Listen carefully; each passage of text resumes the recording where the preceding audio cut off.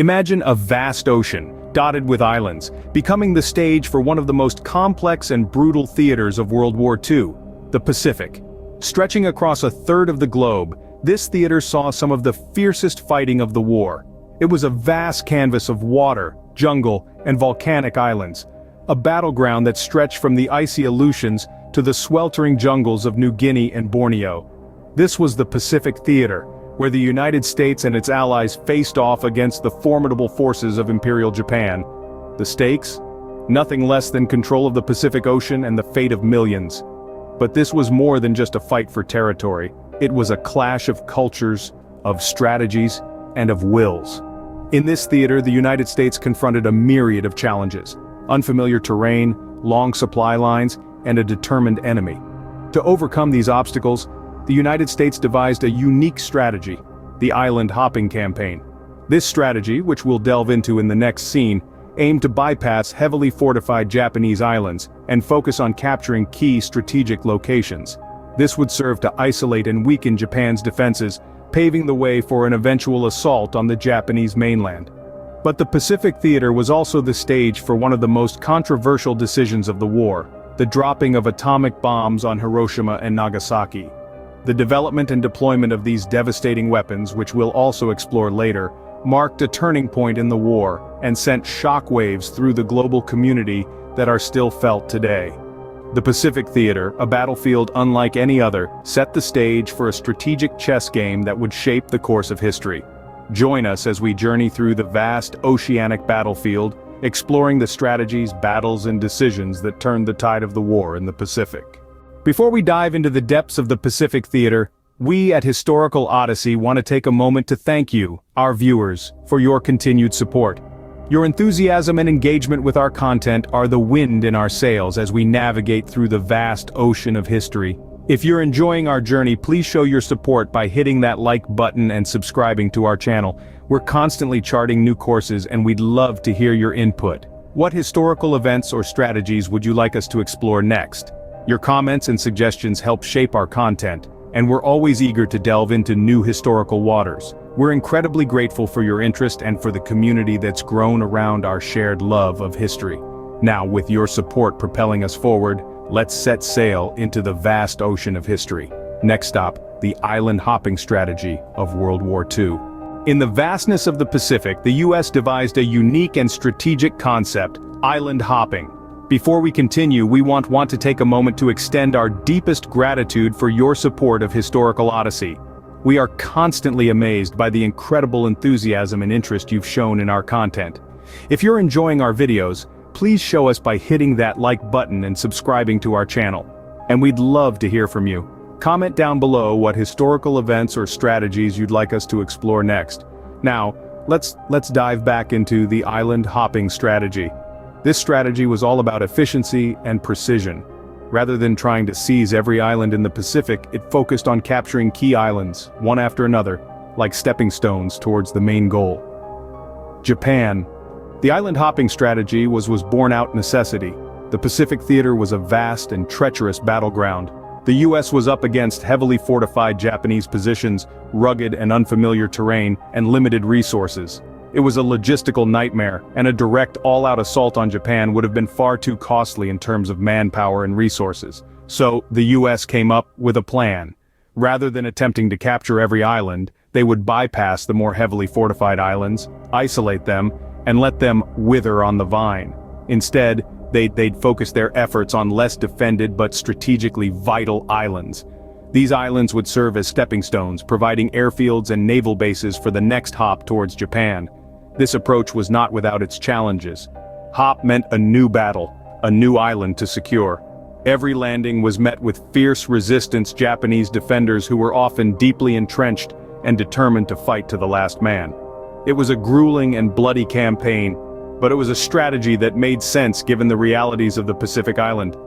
Hopping was a strategy of precision, of choice.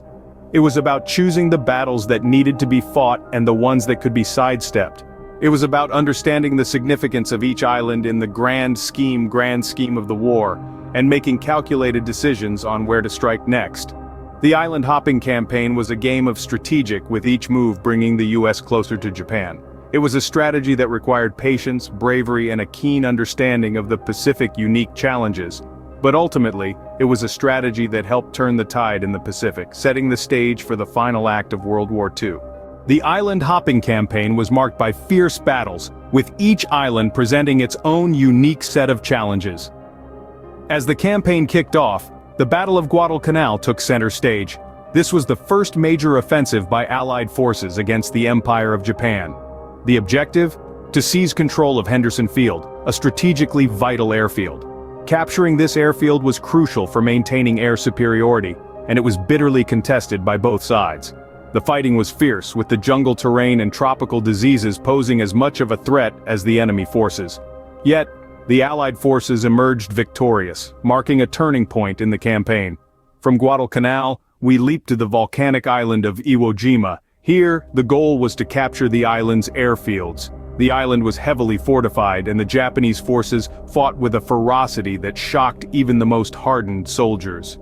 The Battle of Iwo Jima was one of the bloodiest in the Pacific, but it ended with an iconic image that became a symbol of hope and resilience: the raising of the U.S. flag atop Mount Suribachi. Next was the Battle of Okinawa, the last major battle of the campaign. Okinawa was strategically vital, acting as a staging area for the planned invasion of mainland Japan. The fighting here was intense and brutal. The human cost was high on both sides, with civilian casualties adding to the tragedy. The battle lasted for nearly 3 months, but in the end, Okinawa was captured, paving the way for the final phase of the war. Each battle was a testament to the tenacity, bravery, and strategic brilliance of the U.S. forces, inching them closer to victory. The Pacific Theater was a crucible that tested the resolve of the Allied forces. These battles, each with their own unique challenges and heartbreaks, were stepping stones on the path to victory, leading us to the final and most controversial act of the war, the atomic decision. As the war in the Pacific raged on, a secret project was underway that would change the course of history. In the quiet settings of Los Alamos, New Mexico, the most influential scientific endeavor of the 20th century was taking shape. This was the Manhattan Project, a top-secret initiative aimed at developing a weapon of unprecedented power.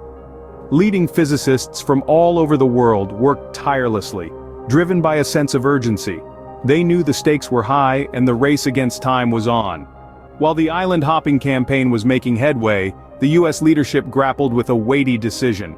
The Manhattan Project had yielded results: 2 atomic bombs, Little Boy, and Fat Man. The question was, should they be used? The debates were intense and the opinions divided. Some argued that the bombs would bring a swift end to the war, saving countless lives.